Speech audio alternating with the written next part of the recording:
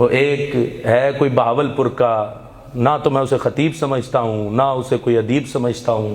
پیر محمد داؤد رضوی حافظ اللہ تعالی، جو حقیقی رضوی، ان کے کئی بار جملے سنے نا حضور کنز العلماء کے حوالے سے، جب یہ سارے مخالفین کا ٹولہ اٹھا تھا،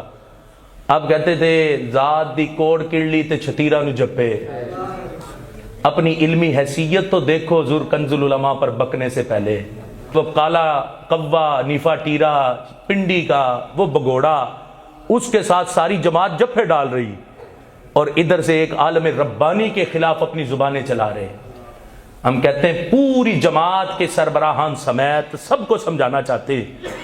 کہ تمہاری حیثیت کوئی بھی نہیں، تمہیں ہم نے اپنی بغل میں پالا ہے، اپنے ہاتھوں سے پالا، تمہاری حیثیت کوئی بھی نہیں، اس لیے اپنی اوقات میں رہو، اگر شرعی مسئلے کا نہیں پتا تو جا کے کسی سے سمجھ لو۔ وہ باولپوری بکنے والا، اسے کہوں گا کہ جا کے پہلے اپنے ماما جی سید فیض عباس قمر شاہ صاحب حافظ اللہ تعالی دنیا پور والے، اپنے ماما جی سے تو پوچھ اس مسئلے کی حقیقت کیا۔ جس دن سے یہ مسئلہ اٹھا پہلے دن سے انہوں نے حضور کنز العلماء کی حمایت کا اعلان کیا ہوا ہے، وہ تیرے اپنے ماما جی ہیں، ان سے تو جا کے پوچھ، ورنہ جو گالیاں تو حضور کنز العلماء کو دے رہا وہ گالیاں اپنے ماما جی کو بھی دے کہ مامے تجھے پتہ ہی نہیں ہے قرآن و سنت کا، اور تو ان لوگوں کے ساتھ ہے جو معاذ اللہ فلاں فلاں اہل بیت کے منکر اور ان کے خلاف گفتگو کر رہے۔ اگر تمہیں علم نہیں تو اپنے علم کی حد تک رہو، جتنا علم ہے وہیں تک۔ تم نے سیاست کرنی چاہیے، بس ڈانگے سوٹے جو تم نے اٹھانے تھے وہ اٹھا لیے، حنیف قریشی کو جپے، اور حافظ سعید کا بیٹا وہ بدبخت زمانے کا جس کو ساری دنیا جانتی ہے کہ وہ پکا وہابی ہے، اس کے بیٹے کو جپے ڈال کے ادھر اسے کہنا کہ آج تک ماں نے حافظ سعید جیسا بیٹا ہی کوئی نہیں جمع، اور ادھر سے حضور کنز العلماء کے خلاف بک بک کرنا۔ ہم تمہیں پھر سمجھانا چاہتے پوری جماعت کو اپنی اوقات و حیثیت میں رہو، ورنہ تم سے بڑے بڑے سور میں ہم نے عقیدے کے نام پہ پاؤں کے نیچے روند ڈالے ہیں، اللہ کا فضل ہے، لیکن ہم کسی کو خاطر میں نہیں لائے۔ بڑے بڑے نام، بڑی بڑی گدیاں تھی، ہم نے کسی کو خاطر میں نہیں لائے، اللہ کے فضل سے ساروں کا عقیدہ اہل سنت کے تحفظ کے لیے سینہ تان کے مقابلہ کیا۔ تو اس باولپوری کی حیثیت کیا ہے؟ میں جملے نہیں بولنا چاہتا اس سے مزید سخت، اس لیے کہوں گا کہ اپنی حیثیت میں رہے، ایک شخص نہیں پوری جماعت اپنی اوقات میں رہے، ورنہ ہمیں اوقات یاد دلانا آتی ہے، اور ہم جو اوقات یاد بھی دلا سکتے ہیں۔ ابھی ایک دو باتیں کی، اگر مزید کچھ کھلا یا مزید کچھ بولے تو پھر اس سے آگے وہ جیسے تم بھی بولتے ہو میدان بھی حاضر ہے گھوڑا بھی حاضر ہے، پھر اللہ کے فضل سے تم تو گھوڑا کہتے ہو، ہم کہتے میدان بھی حاضر ہے اور کتاب بھی حاضر ہے۔ پھر یا تو کتاب کو ماننا پڑے گا یا عقیدہ اہل سنت کو چھوڑنا پڑے گا، اور علماء اہل سنت سے بغاوت کر کے پھر ساری سنیت کو چھوڑنا پڑے گا۔ اس لیے اپنی حیثیت میں رہو، جب تمہیں پتہ ہی نہیں کہ علم کی مقام کیا،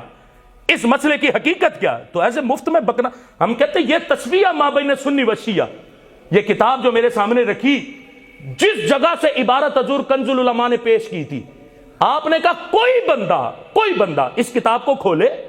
وہی عبارت پڑھ کے اپنے لفظوں میں مجھے اس کی وضاحت کر کے بتا دے۔ لیکن آج تک کسی کو یہ تو جرت ہوئی نہیں کہ تسویہ ما بین سنی و شیعہ کو کھول کے اس عبارت کی وضاحت ہی کوئی کر دے۔ پڑھنا خود کو نہیں آتا، بک بک اتنے بڑے محدث کے خلاف کرنا، جس نے عقیدہ اہل سنت پر پیرا دینے کا اس زمانے میں حق ادا کر دیا۔ میں کہتا ہوں حضور کنز العلماء نے اس زمانے میں جو کردار ادا کیا، جملے بولنے لگا ہوں توجہ سے سننا، یہ کوئی ایک دو سالوں کے لیے نہیں، ہماری آنے والی نسل حضور کنز العلماء کی تحقیق سے نفع حاصل کرتی رہیں گی۔ جس طرح آج ہم بیٹھے ہیں نا 100 سال کے بعد فتاوی رضویہ کھول کے کہ اعلیٰ حضرت نے یہ لکھا، یہ عقیدہ، یہ عقیدہ، یہ عقیدہ، اسی طرح 100 سال کے بعد ہماری آنے والی نسلیں حضور کنز العلماء کی تحقیقات کو کھول کے بیٹھی ہوں گی۔ یہ ذمہ داری سے کہہ رہا ہوں، مسجد میں بیٹھ کے ذمہ داری سے کہہ رہا ہوں، آنے والی نسلیں ہماری حضور کنز العلماء کے بتائے ہوئے عقیدہ اہل سنت کے اس وقت کے فتنوں کو روندتے ہوئے جو انہوں نے قرآن و سنت سے عقیدہ اہل سنت کی حقیقی ترجمانی کی، ہماری آنے والی نسلوں کو وہ جملے فائدہ دیتے رہیں گے۔ اس لیے علماء حقہ کے بازو بنو، نہ یہ کہ علماء حقہ کے خلاف بول کے روافظ کو خوش کرنے کی کوشش کرو، خوارج نواصب کو خوش کرنے کی کوشش کرو۔ اللہ کا فضل ہے جو حقیقی علماء ہیں، ہم تن من دھن جان سے ہر عالم دین کا دست و بازو بننے کو تیار ہیں۔